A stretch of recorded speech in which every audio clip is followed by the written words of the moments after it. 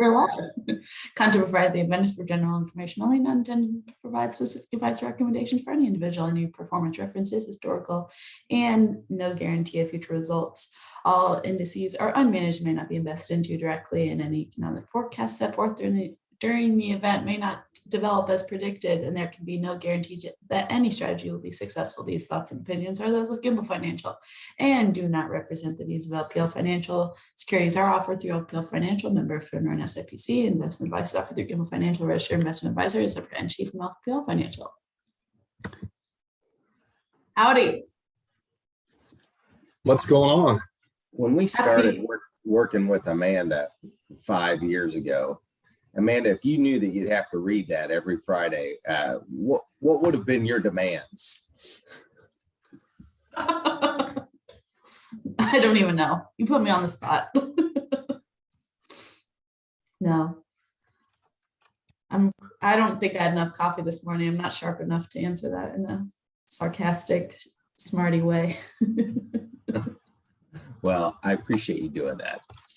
I will admit I stopped reading there for a second and it did just flow out of my mouth. So I'm starting to memorize it. It's like a good song. You could probably write it at any time. Or maybe you could sing it next week, perhaps. I'll start rehearsing. I'll take you up on that.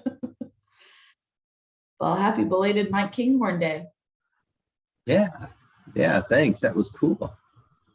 Hi, Mike.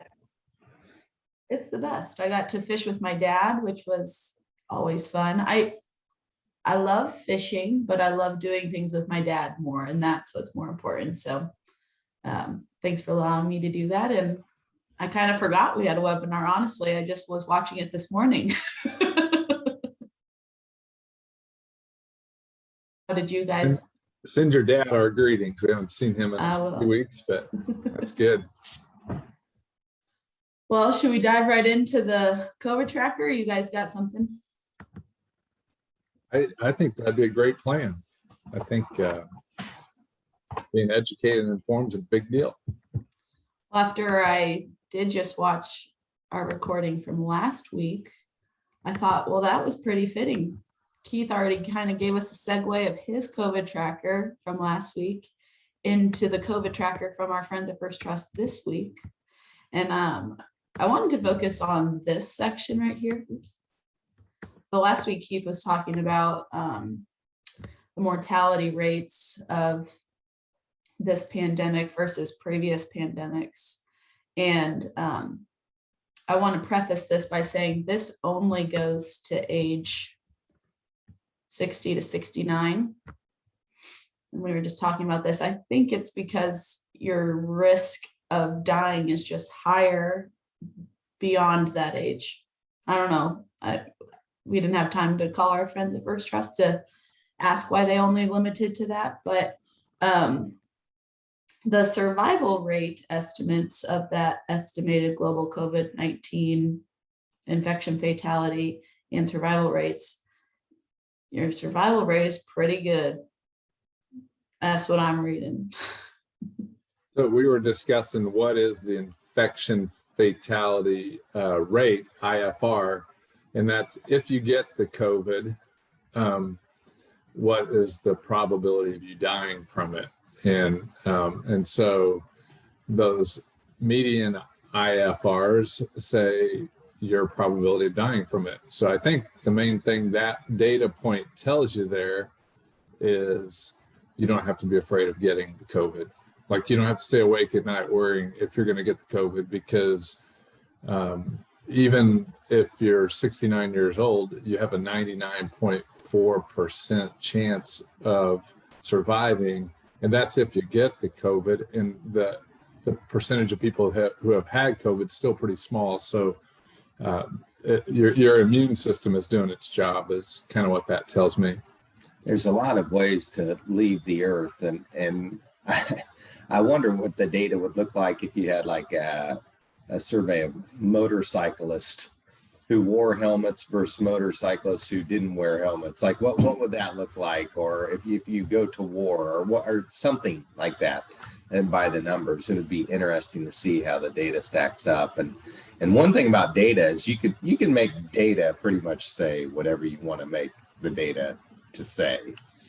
And so from a, if you have an argument, you can find some data to support it.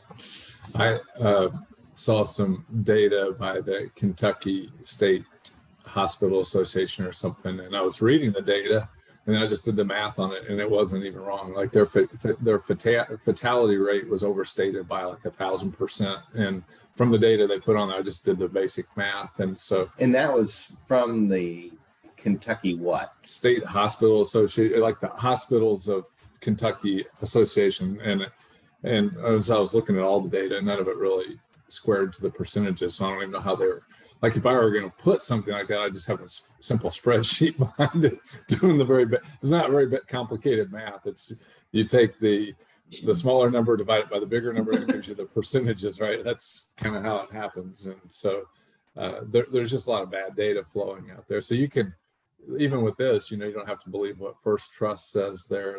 I can't read it very clearly. It looks like they got their source from Med-R. I can't read what it says there, but they footnote, and I'm sure they're double checking it, but they could be fallible as well.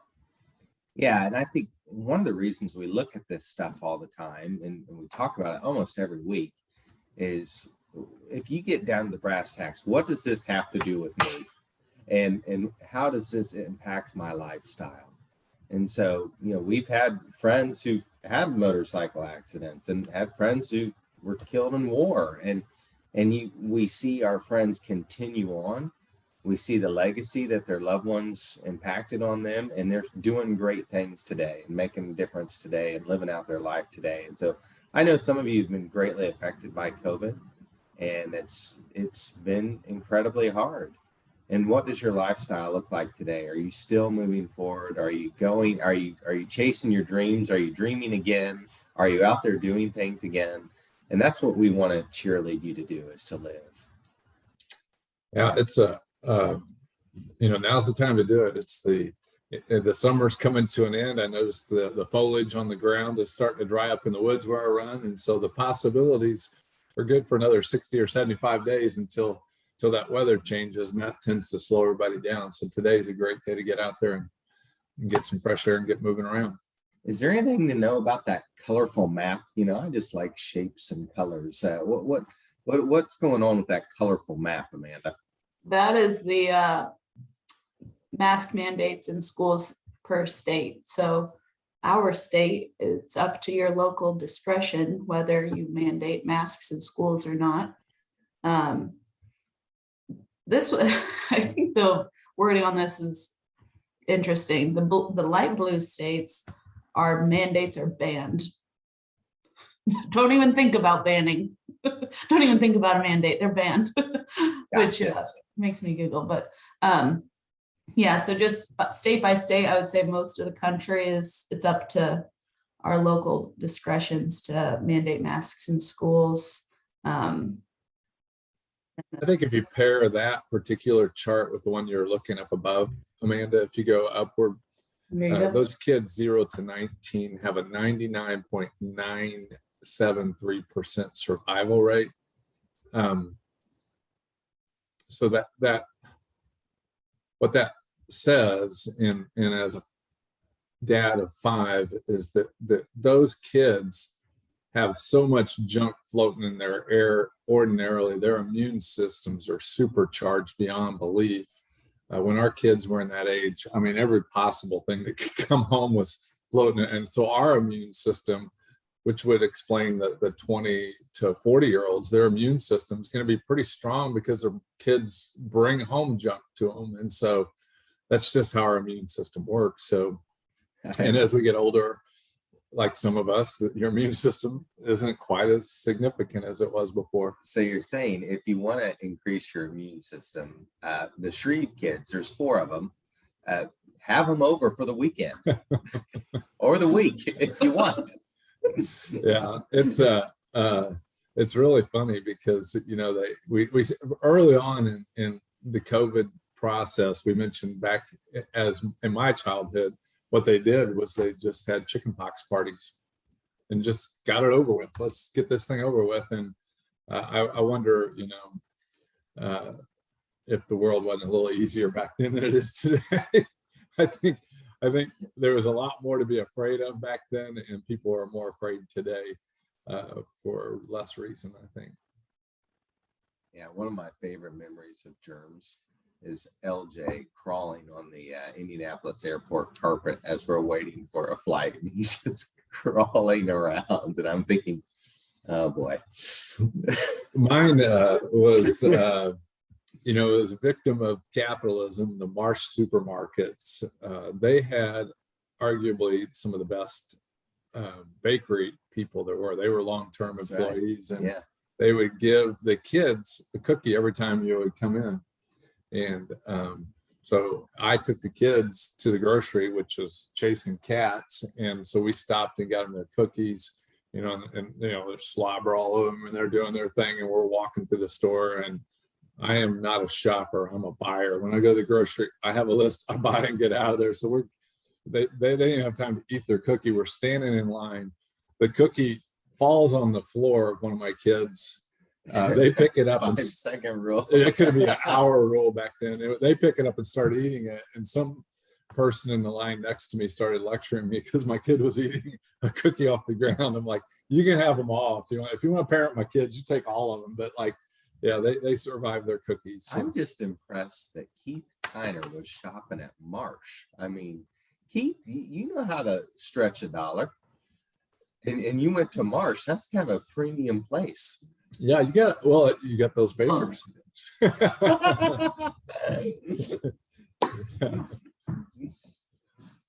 That's good. Well, Doug, what do you got for us today?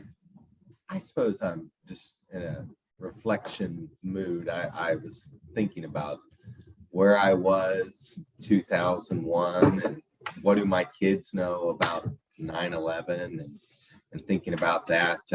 One of my favorite things to do by our old office, there were a group of people who would hold American flags over the 96th Street Bridge.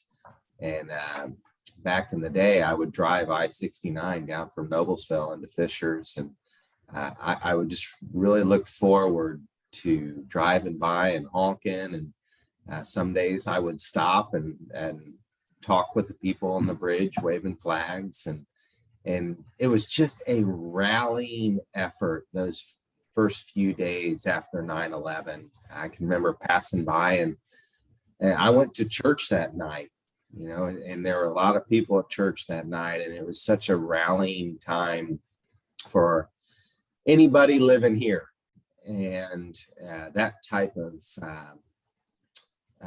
looking out for a brother, that type of peace between men was just really special. And I was just reflecting on that versus where we've been last, really probably a few years. And I was just thinking that was a cool time for America to rally together, to support one another. I never dreamt what the days would look like 20 years from then, but here we are. And I think it's just another reflection that, you know, maybe someday 20 years from now, our kids will look back and say, hey, this is what we were doing in 2021 during the pandemic, and this is how things have changed. We're okay, you know? And so I think it's just it's a good, heading into the weekend, it's just a good time of reflection.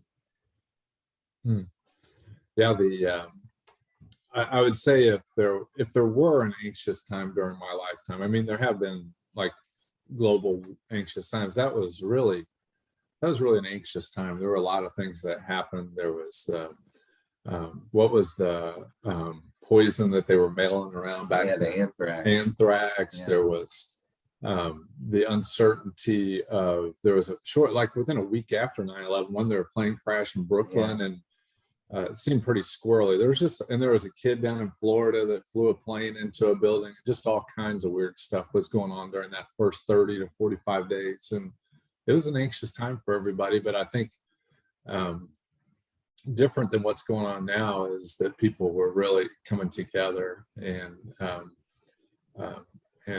looking to help one another. And that's kind of our hope, is we can be an encouragement to people to look out for those around them. and try to stay away from the kind of the anxiousness that the political environment brings into it, and just look at your neighbor and see what it is you can do to encourage them, because everybody on a daily basis carries a certain amount of anxiety around with them, and who knows, where somebody is. We don't have a sign on us that says I'm at 95% anxiety or I'm at 2%, but different things can set different people off. Yeah, that's what I was chewing on. Yeah, I'm kind of looking forward to this screen that you've got popped up. Our viewers can't see it yet, but Keith's got a screen on here, and having sons, we talk about things like hunting and cars and fishing and stuff like that. And we were stuck on electric cars over the weekend. Which one is the best electric car? And a couple of my boys are car guys. And they all agree that the Tesla is the best and the coolest. really. And so when I look at this chart that we're about ready to pop up, it's kind of interesting. It makes me think maybe I'll be driving gas for a little while. I don't know. I may have to get on their Twitter feed, because my Twitter feed suggests otherwise. Like, What's your Twitter suggest? it just, a lot of people are thumbs down to the Tesla and think there's better options out there. So I don't know. I'm not a car guy, so I just skim it and kind of make a mental note of it. But yeah, I think there's a Twitter guy, not Elon Musk or something like that, and he's got some funny, stuff out there. So I'm looking to have Elon and XB12, whatever his kid's name is, over for a play date. He named him after Prince when Prince changed his name to what was he, the artist formerly known as Prince there for a while. I was doing my research again on where we are with stocks above and below their 50-day, 21 and 200-day moving average, and we had some progress where things were trending up last week. And then we stepped back a bit this week. We had a lot of things turning downward this week, and so we 4 down days in a row, about a 2% drop, I think, on the S&P. Yeah, so there wasn't massive volume selling out of that thing, but I think we've said all summer we're a little bit cautious going through this season, and maybe something will spark that we'll get more aggressive in our point of view. But that's where we are, and there was about a 20% increase in the number of stocks that were below their 200-day moving average last week, and a little bigger jump in the 21-day. The 21-day, the shorter moving average, a lot more stocks kind of gave way to that this week. But we're still a better place than we were even 3 or 4 weeks ago. There's been a buy the dip mentality. Yeah. And so when stocks hit their 21, that is a buy the dip opportunity for a lot of traders. Yeah. And so it's interesting to see you're telling me that number has increased. Yeah.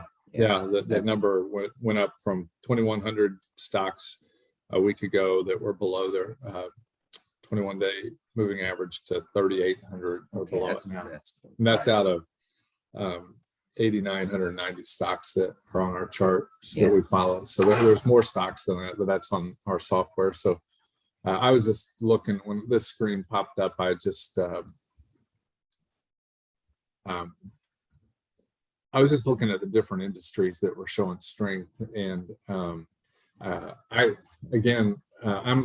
tail end of the baby boomers and the front end of the Gen Xers, and the Gen Xers are the skeptics. I mean, that's part of their personality, and I'm almost more of a Gen Xer. Whenever the crowd is saying something, I'm like, the crowd has a tendency to be wrong, and so for some reason, coal is going up. It's crazy.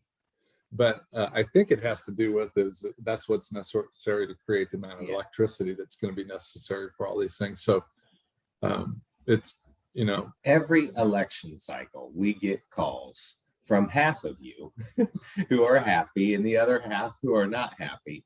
And the question is, what's going to happen with this industry, or what's going to happen with that industry, or the whole market? And this one, I would not have expected to do that. Yeah. And so if you are feeling smug because you have an electric car, Did you say smog? smug? Oh, You are creating smog, is all I'm saying. sorry, Amanda. Bad joke. Yeah. So, yeah, this is the coal, the essence of the coal stocks right here. The coal, If only there was a nuclear chart. oof, Wouldn't that what be kind of cool to redneck see? are you? So I'm going to give you a historic. Energy. I'm going to give you historical data here now. We're going to go back so everything is historical and not present time. And so I'm just going to show you. I don't know if this lets me do it. Let me see if I can chart. Oh, how fun is this? Here we go. So that is the coal index. And I'm going to type in what your boys like here. Look at that. Don't we live interesting lives? I mean, Look check at that. How about that? If a year ago you were trying to decide, I'm going to buy Tesla because of the election, right? Yeah. And then after the election, you would have thought, no way would I buy coal. Right. And you would have made more money buying coal than Tesla. That is really cool. This is not a recommendation because No. we're talking past tense and you can't go back and do what happened a year ago. But how's that for a fun chart that we just created on the fly? On the fly.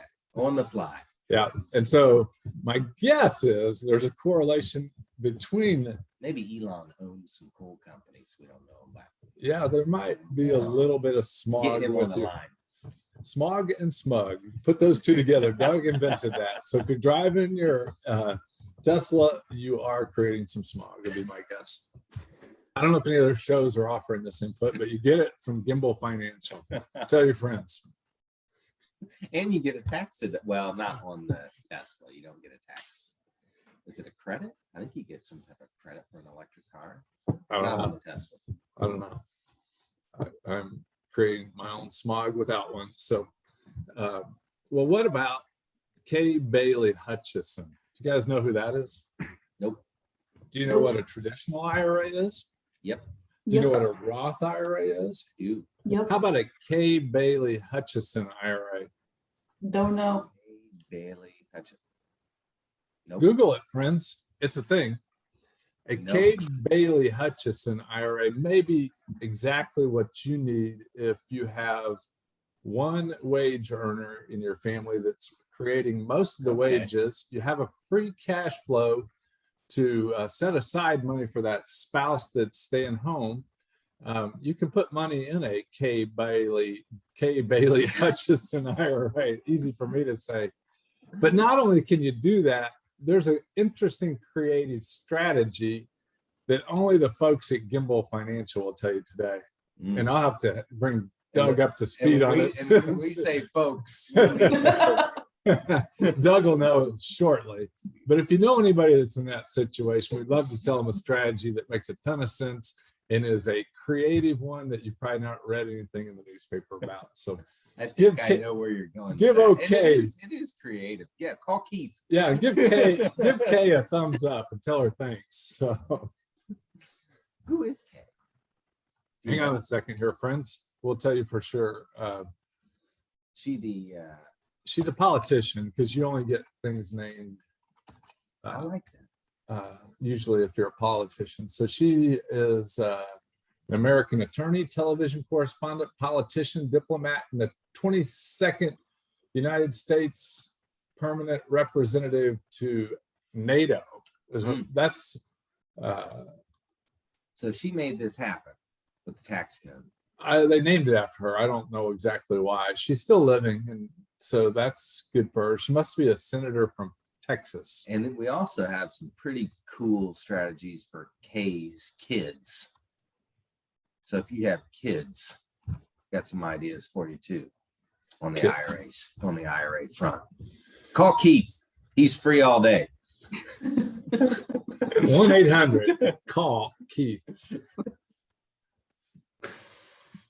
I think that's all I know. I am going to write a blog for the Gimbal Facebook and website, my annual blog for 9/11.